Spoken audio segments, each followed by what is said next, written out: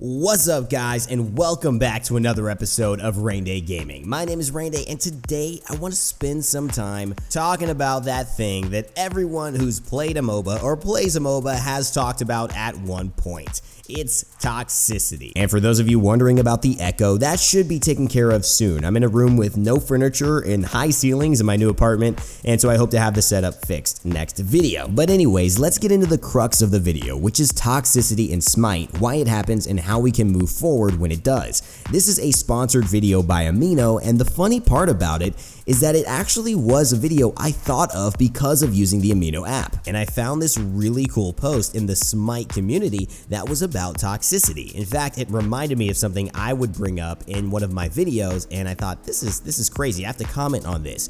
Turns out the person who actually wrote it said, hey RAYNz, I ended up watching your videos and you inspired me to think about this and make this post. So it was funny how I saw my own resemblance in his writing, and now it's inspired me so much that I'm actually making a video about it. So if you want some cool interactions like that, want to hang out with me on the app, or just meet like-minded people who love discussing Smite, go ahead and download the Amino app right now. And when you get the app, search Smite, join the community, and then follow me. My name is RAYNz, of course spelled like it is here on the channel, and if you want to say what's up, feel free. I'll hopefully be able to comment back to you. And of course, if you make any cool posts or share some great interesting ideas, it might even turn into another video. So back onto the main topic of the video, which is toxicity. One of the most interesting aspects about Robstein's post was he was talking about his dilemma of how toxic people that he encountered during the game ended up, in his words, making him feel more toxic and causing him to lash out. Now, this is in many ways an interesting look at how toxicity can be transferred. I mean, we know this is true in life, right? You have a fight with your girlfriend or your wife or your mom, and then all of a sudden you're cranky at work.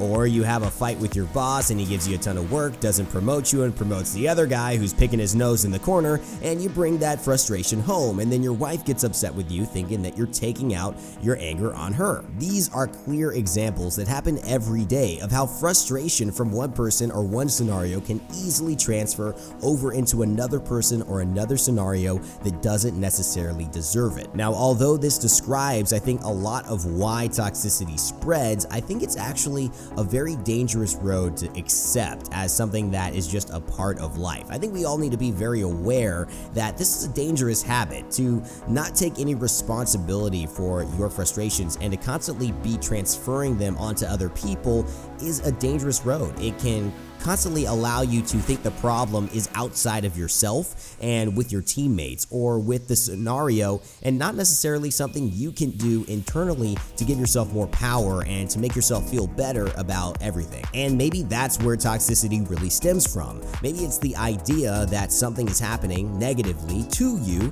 and you have no responsibility about why that's happening.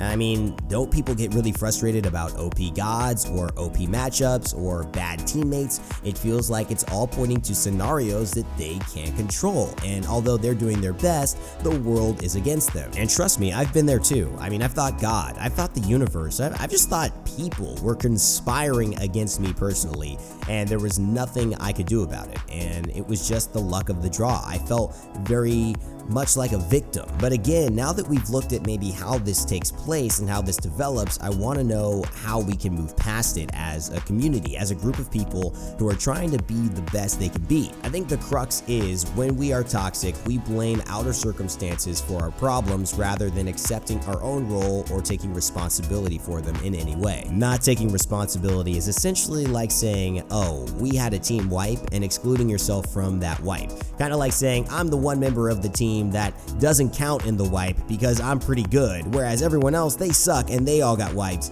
and I just happened to die as well. I mean, you can eliminate a lot of toxicity and a lot of salt by just saying, you know what, let me just learn from every scenario that comes up. That's why I like F7 a lot, because it's like, yeah, okay, I'm dying, I suck, my team is dying, that's happening, but let me just look at this from, you know, what can I do better? What can I personally do to raise the bar? And this helps me avoid toxicity or spreading it because I don't focus on my teammates or the scenarios. I focus on myself, and I focus on improving my own game and kind of critiquing my own own game rather than, spreading it to other people. Now, secondly, I think it's looking at this idea of frustration, because a lot of us really want to win and a lot of us get frustrated when we don't win. But I want to share something with you all that really opened my eyes. A very wise man once told me that frustration is really me just saying that I'm spoiled and that I want something now that isn't coming. I mean, think about it. Isn't that true?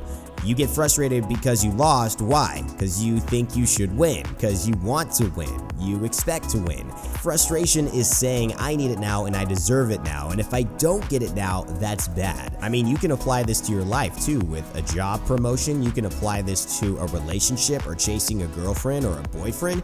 You could apply this to so many things in life, that really frustration is just a showcase of you wanting something that maybe isn't on the exact timeline that you expect or think it should be on. And of course, that frustration, I think, leads to the negativity. I think that leads to the toxicity. Therefore, how can we reduce our frustration in Smite when things don't go well? One is to take care of your physical body and take care of your things in your life before you play video games. It can be very stressful to have work or bills or, just a lack of sleep happening when you go into a Smite match. And just like you can bring frustration from a bad relationship into work, or work into a relationship, you can bring that same thing into Smite. So if you're not taking care of yourself, if you're not eating well, if you're not sleeping, and then you play a Smite game and you lose, that translated frustration from how you're not performing as you would like in your life can easily turn into toxicity in the game. So take care of your life, take care of your relationships, take care of yourself, sleep well, eat well, do those things that you need to do so you feel good and you can play relaxed and have an enjoyable time when you actually sit down to play Smite. Now, the second and last thing, and to conclude this video, that I think will help you all to remain more positive, more friendly, and not spread toxicity as often in your matches and in your life, is to gain some altitude. Look at your life from a bigger perspective. It's not just about this game, it's not just about this day, it's about the journey. You are on a process of taking steps to get to where you need to be, and you don't know where those steps are. You don't know what potholes you'll find, and you know what ladders you'll have to climb. It's a part of your journey, and enjoy it as one. So don't look at a loss as that big of a negative. Shrug it off. Know that this is a part of the process. You're chiseling, baby. You're your own Michelangelo coming up with the David, but the David doesn't look like that until it's finished. So enjoy and love the process, and don't get so upset about, the losses here and there on the way. And that broader perspective helps translate our frustration into acceptance, into understanding, and thus toxicity, I don't think, can really evolve or spread in an understanding, accepting environment. So that's what I'd love to create for Smite. That's what I think Amino is doing for the Smite community, so definitely download that. And of course, that's what we're all about here at Raynstorm. So if you're not a part of the community yet, please hit subscribe, at least like the video or share it, and comment down in the comment section below to share your thoughts about this very important topic. I've got some more videos coming up in the future, I don't know when, about staying positive, how to take care of yourself, and, merging gaming and lifestyle so that you all are living the best lives you can on and off the computer screen. But that's going to be it for me today. Thanks so much for watching, and remember to never give up, never stop gaming, and I'll see you all next time.